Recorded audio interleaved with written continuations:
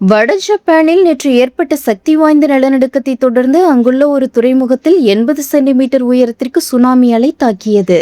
உலகின் நில அதிர்வு அதிகம் ஏற்படும் நாடுகளில் ஒன்று ஜப்பான்.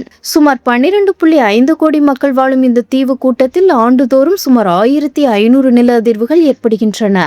இந்த நிலையில் ஜப்பானின் வடக்கு பகுதியில் நேற்று சக்தி வாய்ந்த நிலநடுக்கம் ஏற்பட்டது. இது ரிக்டர் அளவுகோலில் 7.4 அலகுகளாக பதிவானது. இதையடுத்து கடற்கரையோர பகுதிகளுக்கு சுனாமி எச்சரிக்கை விடுக்கப்பட்டது.